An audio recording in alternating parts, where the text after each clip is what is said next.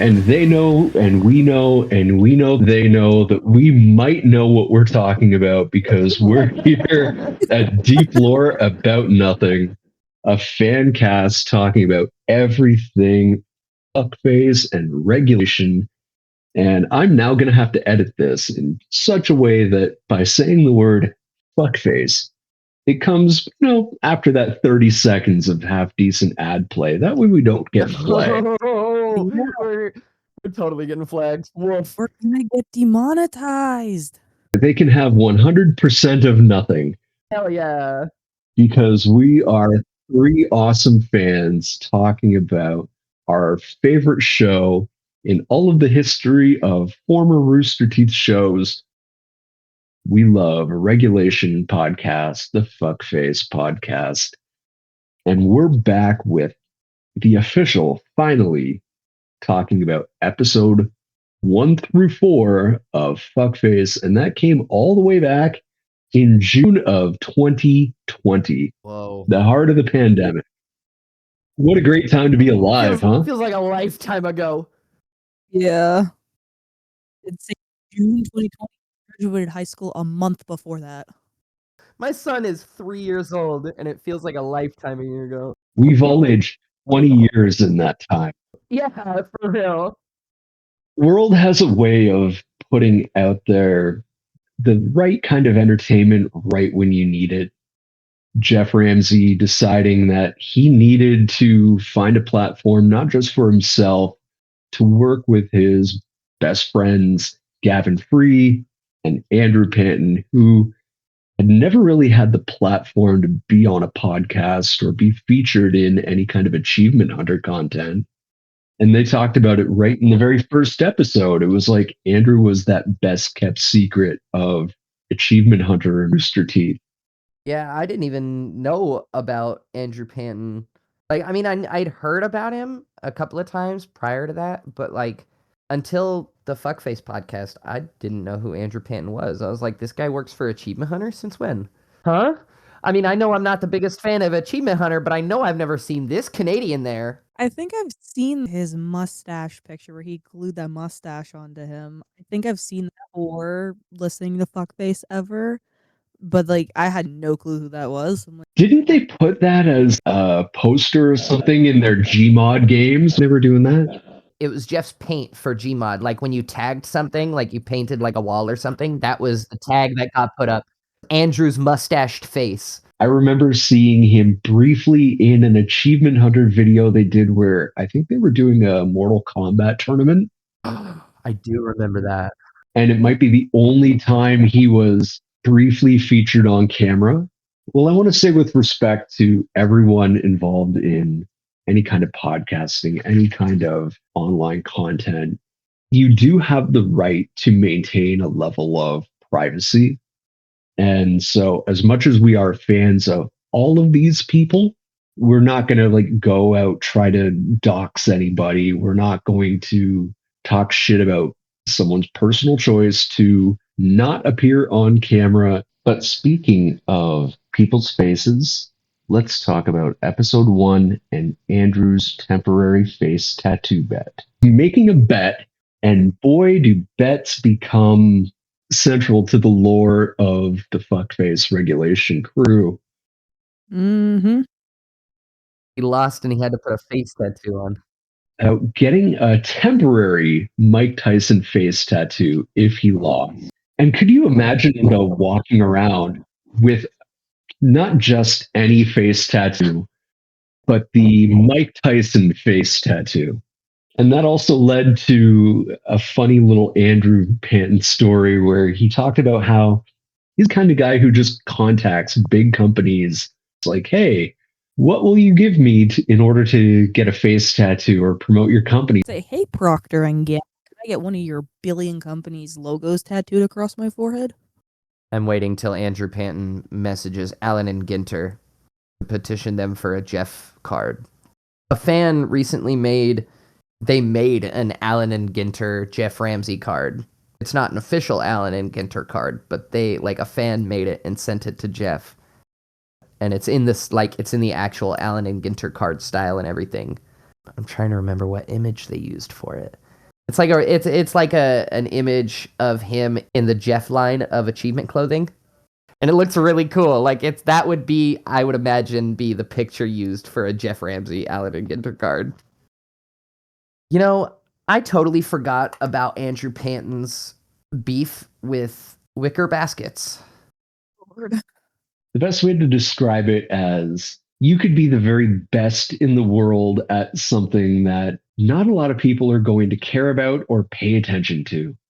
And he just said there's got to be the Michael Jordan of basket weaving out there somewhere. Well, in my note, I remember Jeff does not have beef with baskets or weavers. I made sure to note that. And I'm sure this still holds true. The basket weaving community is a happy, wholesome, welcoming community. Absolutely. I will also say another quote from the beloved Jeff Ramsey, a community as old as sheep herding and prostitution. That took me out the first time I heard it.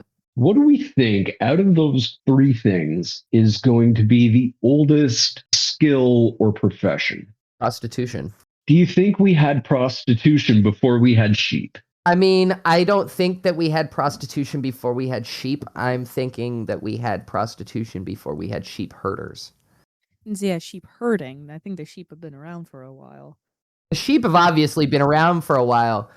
God, I want to make a joke, but it's so not appropriate. You know, we are talking about a show called Fuckface. I think we can get away with inappropriate jokes. I know. What are you doing? Just go off, girl. What are you talking about? I don't think Jeff has been listening to Fuckface. I think he's just listening to Regulation. But I hope that he eventually tries to go back to listen to Fuckface and gets reminded. Just like we are. Just like we are. And gets reminded of the tub boat race in Canada. Bathtub boat race. Yes. Apparently, there's nothing better to do in Nanaimo, BC than eat in Nanaimo bars, which is the main thing for the rest of Canada that they are known for, is like a fantastic little dessert bar. It's like coconut and custard and chocolate. It's delicious. Ooh, that sounds good. And apparently also crab catching. They go crabbing and they go racing in bathtubs. Yep. I thought that's how they were replanting the coral reef. That's from the bathtubs that don't make it. Yeah. I'd say your average bathtub boat race. Imagine you have, say, 20 people likely intoxicated getting into a bathtub.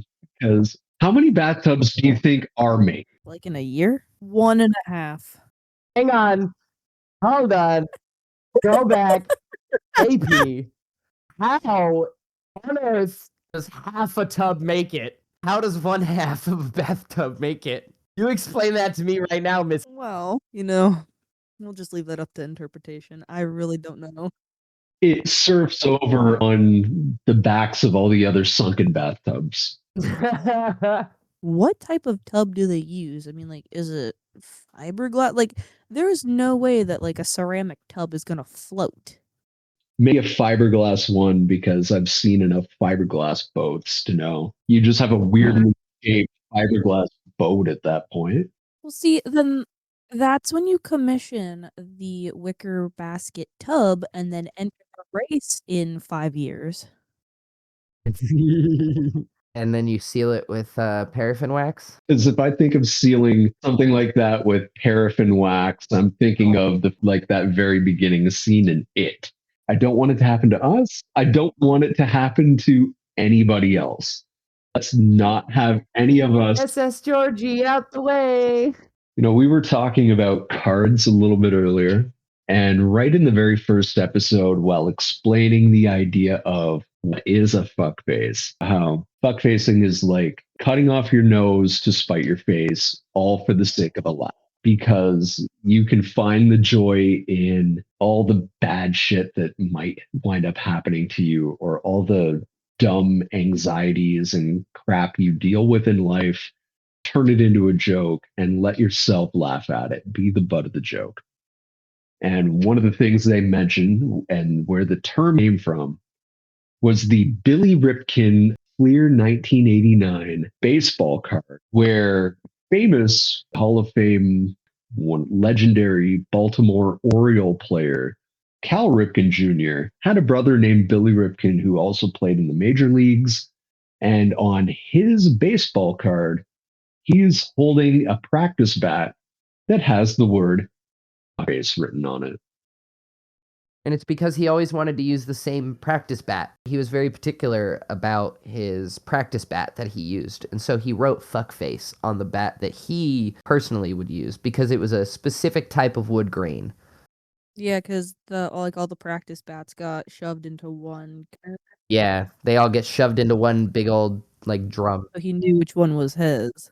That has seen its own resurgence, not just because people like cards, but also because of Jeff telling that story. He's managed to have a significant impact on multiple different trading card values, and we will get to those.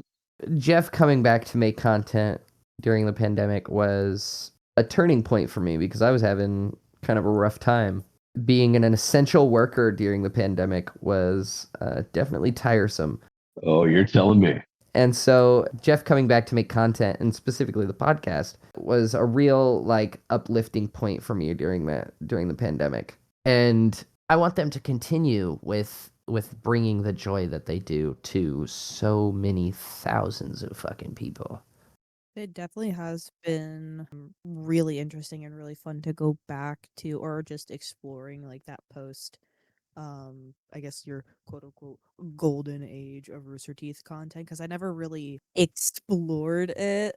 Just because I think I have mentioned before where I really kind of fell off of the Rooster Teeth train, and then in 2020, when unfortunately a lot of news had broke about former employees and like partners with the companies and associated companies, like when those scandals kind of arose, that's when I kind of was like, oh, like I almost like forgot that I was a fan of this, and then going back and like revisiting old videos and then just checking out like what I remember, but then more recently branching out and finally dipping into the newer content and seeing what kind of came of the pandemic and everyone's kind of creative mind while stuck at home and everything else happening alongside of it. It's just been so amazing to finally like be a part of the community and to be able to take in that content. Like definitely as I've been listening through like through fuckface, like just in general, knowing when it came out, like I feel like transported like back to like 2020, being like fresh out of high school going into college, and thinking that probably listening to fuckface at the time would have been something to look forward to, like after classes in my dorm room where I felt like just kind of alone, just a dumb art school kid just looking for something else to do with her time. So being able to have that and being able to listen to it now has definitely been just so fun. It's been fun not just to rediscover it, but kind of revitalize yourself when you're going back and listening to old content. I was listening to Fuckface as it was coming out. And for the sake of this show, we're kind of going back and listening to all these old episodes so we can put it into a new frame of reference. But it's like, wow, you see what made you fall in love with it in the first place? It's like going on a brand new first date with someone that you've been in love with for a long time. And of course, that date will consist of get the check at the end and have a cup of tea at home. Get the check at the end and have a cup of tea at home. That's your fourth course for the dinner.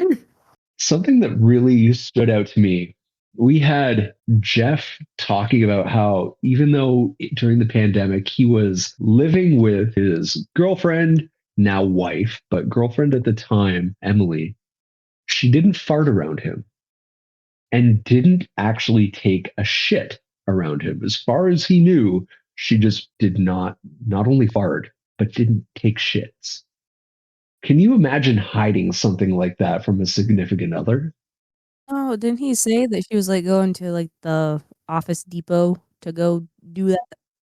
Yeah, she went somewhere. She'd go somewhere else to go use the bathroom so that she could take a poop. That's like CIA level stealth. Like, how do you just not?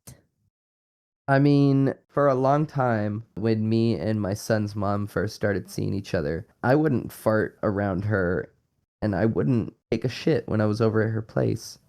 Mainly because for me, it was more of a respect thing. I didn't want her to think I was a fucking monster. Like, Even though chances are they're eating some of the exact same stuff that you're eating. 100%. 100%. Has there ever been a time in relationships for you where that first fart in front of your significant other has actually turned into a memorable moment and something you could bond over? See, I know when I've said something extremely funny to my fiance because he'll fart, but then as he laughs, like his fart laughs with him. There's been more than one instance where that's happened, and that's where I know, like, absolute banger. He loved that. And it's great that he probably won't listen to this, so he doesn't need to know that I said it. Unless you were to do what Jeff Ramsey did and start recording those farts. Because right in episode 1 of Fuckface, Jeff talks about how he began recording his farts as little voice notes and even getting them sent off in, hey, this fart reminded of me of you. He sent one to Gavin and he's like, hey, this fart reminded me of you. And Gavin was like, what? And then he asked him if he's got them categorized for sending them to different people on purpose. Jeff says that he doesn't have them categorized yet for like specific people they remind him of, but he thinks that he might do it.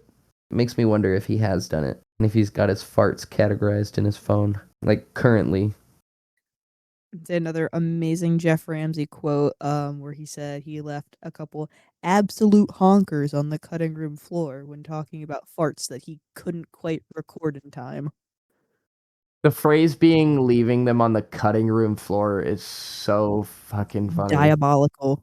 Diabolical. That's a man who either thinks way too much of his farts or spent way too much time editing content. Say, oh my god, say we'll have a new nickname for Jeff. We'll call him Billy Ripkin Ass. Billy Ripkin Ass. I will see myself out. And that was deep lore about nothing. And episode 2 of Fuckface is where they really, they begin playing in with this idea of we are the anti-podcast because they never really do intros properly. Just like we didn't do a proper intro today. And that's okay. I don't think we did an intro today, except for introducing the name of the podcast. That's okay. Because again, we are playing with the medium of an intro. But they get to the point where they're trying to end it, and their producer, Eric Badur, chimes in and yells at them and goes off on a tirade about how crazy and wild their ending of their show is. It would take many, many, I'm not going to call them temper tantrums, but justifiable rants from Eric before he was doing it so often that he just fit right in as that next new member of the team. I loved it when Eric became on air talent because Eric in any form of content was fantastic, especially like at Rooster Teeth. I was never the hugest fan of Mega 64, but like I knew about them obviously via Rooster Teeth. But Eric needing to end the podcast because he's late for a meeting and then jumping on the meeting to tell them that, hey, I'm finishing recording a podcast. Let me just finish this. I'm here, but I'm late. Hearing that on mic and having forgotten about that just re-sparked my love for Eric Badur. That was hey, I'm dealing with this bullshit right now. Quit making me deal with this bullshit right now. And it still comes from a place of love, but I've said it before, I will say it again. Eric is a fantastic producer. He gets shit done. He manages to take people who not just can't be on track, but don't know where the track is. They are track adjacent and he gets them to make things happen. Like he's definitely a machine, but you need to help that machine work. 100%. And in fact, even that continues in through episode 3 of Regulation, where I think he just gets broken right at the end, and he's just end it, just end it, just end it, over and over again. End it. Get it over. Just end it for the love of God, end it. And episode 3 carries banger, ridiculous beginning of the bathroom saga for Andrew Panton. His story of moving and having to hide in the bathroom with his cat is one of the dumbest, most ridiculous examples of Andrew Panton logic that would not make sense to anybody else, through anyone else, from anyone else.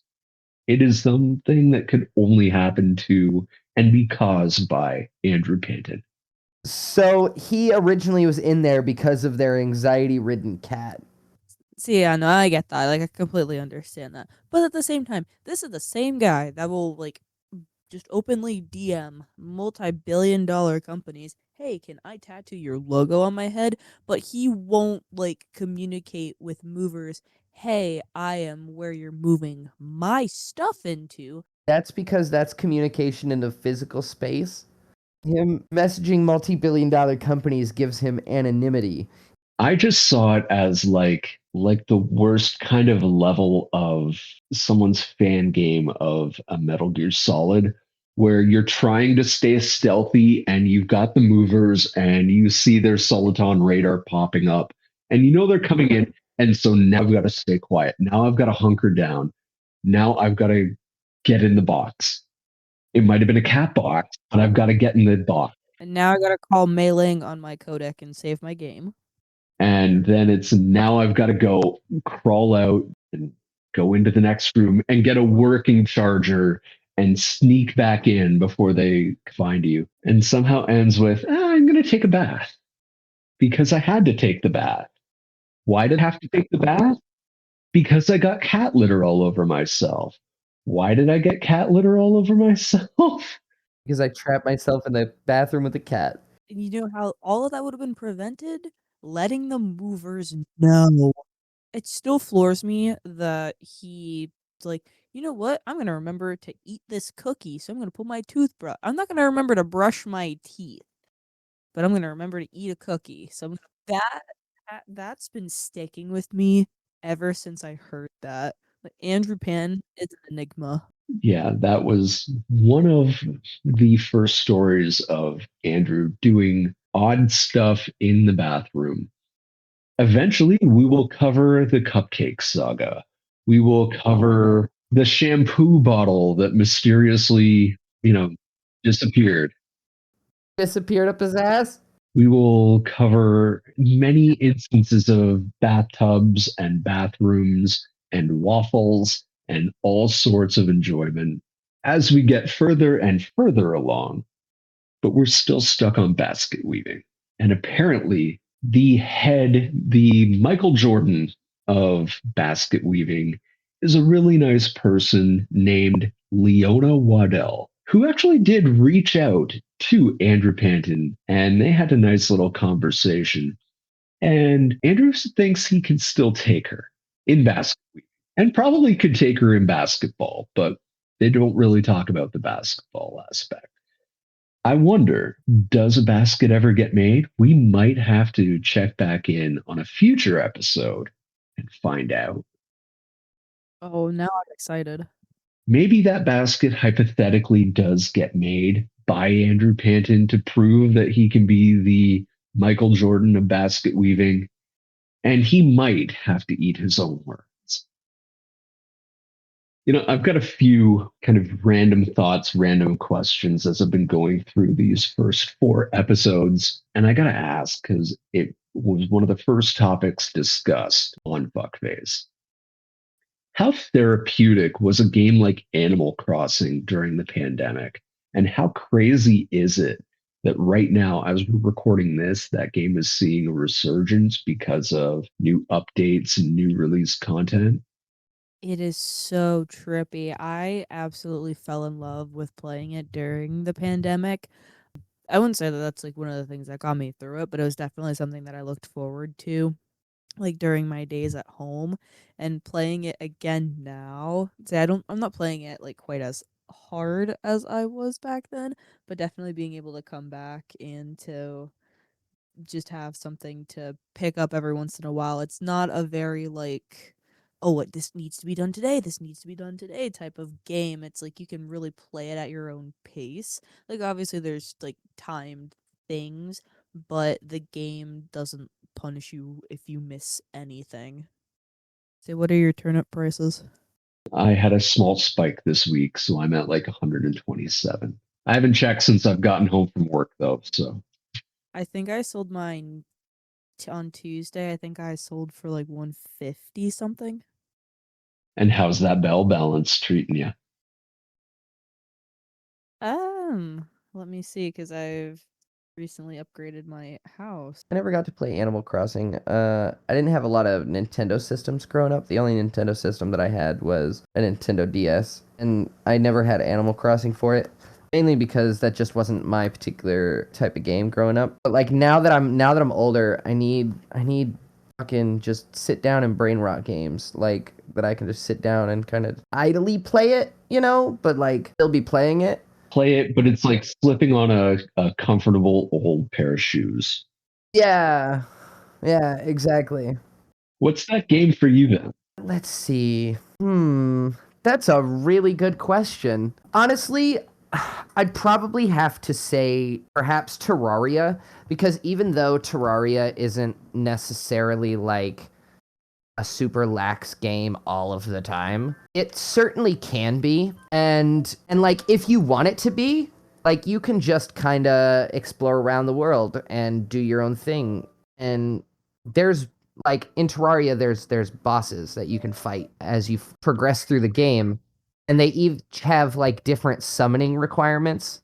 I'll go back and I'll pick up the game again every like couple of months, and I'll sit here and I'll hyper focus on it for a couple of days, and that'll be all I play. And I'll build up like a massive base for all of my NPCs and merchants to live inside. I'll run to the either end of the map so I can go fishing. I like doing this because it's fun and I like being a troll. I like taking the ocean from one end of the map and then digging down, straight down until I get to the underworld, where there's lava and like different fire blocks that can burn me and things like that. And I just let the water cascade down on top of the lava, and it creates an obsidian platform for me to walk on top of the lava. And I can just take a stroll in the underworld. Well, speaking of strolling through hell and dealing with the underworld, one of those last things that they mentioned in reference to the basket weaving stuff was using it as a skill that you could market for yourself in the apocalypse. Like, hey, if you had to go join some tribal village, hey, I can make baskets, or I can do the dishes, or and I gotta ask, like, what skill would you market yourself with in the apocalypse? Like, how would you sell yourself to a surviving band of villagers? I can make basket dishes. I like to consider myself kind of like a hobbit because I can go unseen by most if I wish. For the most part, like that's how I spent high school. Like if I didn't want to be noticed, I wasn't. And so I suppose I would market myself as kind of a sneak or like a resource gatherer. Like I can go out and I could sneak around buildings and things like that and like avoid whatever, like because doesn't necessarily have to be a zombie apocalypse. It could be any kind of apocalypse. But if there's like man-eating creatures outside the walls or the confinements of wherever it is that I'm at, I would definitely market myself for the fact that I'm very, very skilled in. Yeah, I can hide. I'm stealthy. I'm I've got points in stealth. 100%. What about you, KP? I really don't know. You could be the camp artiste. Possibly can't autist. Artiste. I think maybe like Organization skills, so that like if everyone compiles their resources, if I am able to better organize so that we can have more resources in one spot, I can make sure that we have enough of everything. I really don't know. That's like the best thing that I could come up with. You keep the spreadsheet, David. You'll be going out and being the sneaky, stealthy one, and I will just stay home and cook because that's what I would do. I'd be the cook. Episode 4 of Fuckface drops a bomb where he mentions a flaming wreck of a movie, and I've sat through and watched this movie. Andrew Panton decided he was going to learn how to skateboard because he saw, quote, a monkey do it in MVP2. MVP2. Hey, monkey see, monkey do, right? Exactly. First off, apes are not monkeys. My girlfriend will kill me if I don't make that point. And secondly, yeah, MVP2 is a movie that exists about Jack the chimp who becomes the most vertical primate when he gets, and they explain the plot of the movie, he gets kicked off of the hockey team that he was playing on Because he's too good. because he's too good, and then decides that he's going to learn how to randomly become a skateboarder. Andrew Panton saw this movie, said, wow, Jack the chimpanzee can really skateboard. I can skateboard. And then proceeded to horribly, it was a disaster of skateboarding. That was the moment where Andrew's ankle integrity failed for the first time. His glass ankles. No, the weight distribution of Andrew Panton that prevented him from skateboarding. His head that's twice the size of Gavin Freeze and his extra long back. His extra long back. I want it said for the record, we are saying all of this stuff with love. So I will give Andrew credit though. I love the youthful, wishful thinking. The youthful optimism, man. It's the best. Well, has there ever been a point where, and I'll turn it into a question for you guys, has there ever been a point where you've seen something in a movie and you've been like, fuck, I can do that? And it absolutely blows up in your face. One that immediately comes to mind is when I was about 2 or 3. I remember watching Superman. I don't know if it was a Superman movie or if it was just a cartoon. I remember watching Superman and then jumping off a dresser thinking that I could fly. And that was the one and only time I've ever broken a bone, and I broke my ankle. What about you, KP? I really don't know.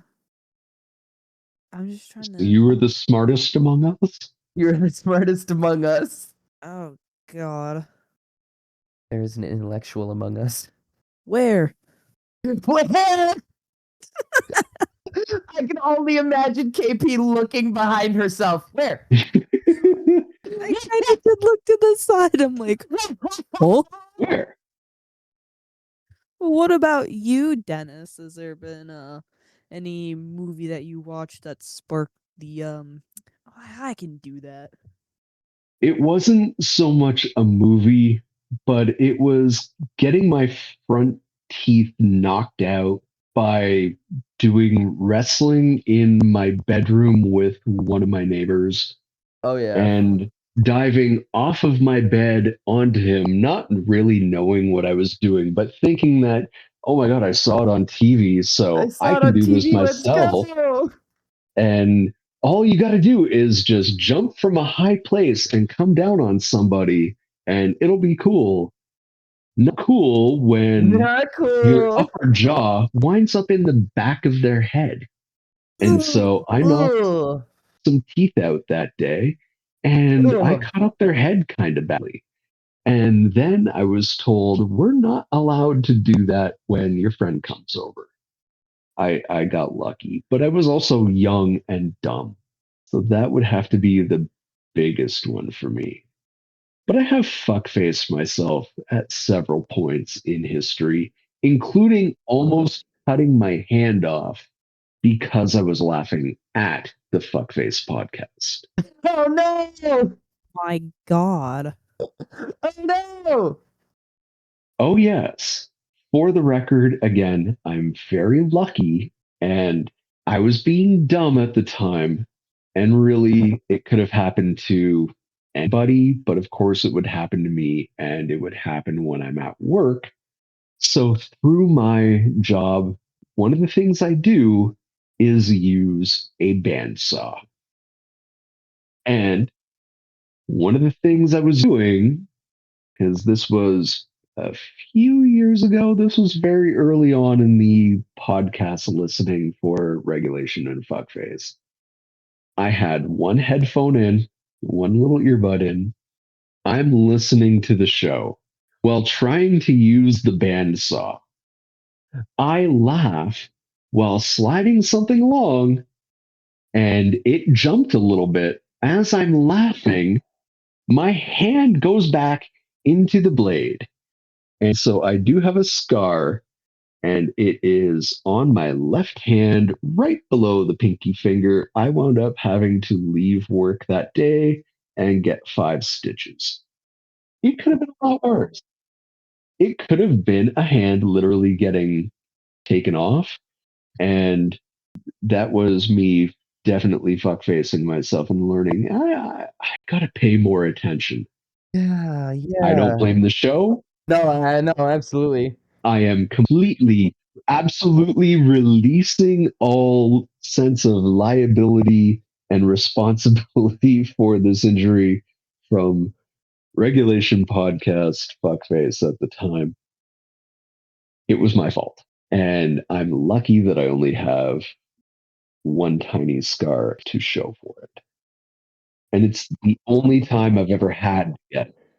Back when I worked in the wood shop, I wore gloves constantly because I'd be listening to like podcasts and shit late at night in the shop, and when I was closing up the shop for the evening, I'd be listening to my podcast and I'd start laughing. I was cutting something or whatever to get put away, and I'd start laughing and my hand would slip and like catch the saw blade, and I was like, "Oh, good thing I was wearing gloves." Ooh, that could have been real bad.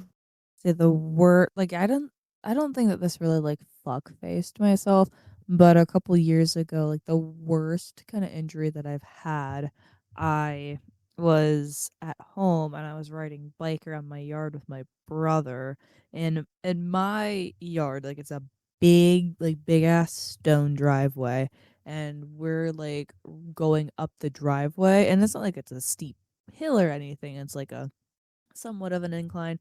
My brother was already like halfway up the driveway, and I'm like, "Ugh, I can pedal fast. I can catch up to him." But apparently, I went too fast. I lost control of my bike. It turned, and then it like slid out from underneath me, and I just slid forward across like rock and stone and gravel.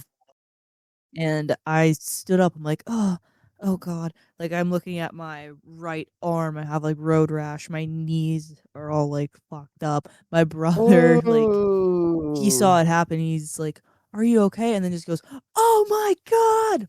I'm like, "Yeah, I'm fine, what?" I look at my left hand, it is completely red. I'm bleeding. I run back to the house. I think my mom like was still at work, so my dad was home.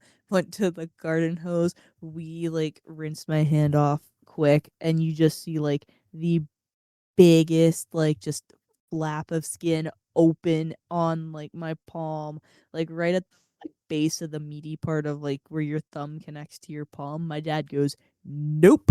Throws a towel over it, and we're immediately going to like urgent care. So I had to get stitches in the palm of my hand, and I still have a scar from. Oh, ooh, ooh, ooh, Oh, that's oh, brutal. that I'm currently looking down at my hand, Yeah, I did imagining too. that.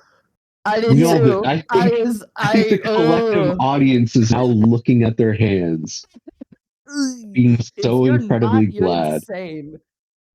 Oh, that gave me the shivers. Yeah, like that, and then having to heal that was not fun. But then, like, I look at it now, I'm like, damn, I was a dumb kid. We are all dumb kids. Some of us are still dumb kids. We're just dumb kids with life responsibilities, careers, and some adult money. Some adult money. Life is definitely a little bit better when we have shows like Regulation Podcast and Fuckface to get us through.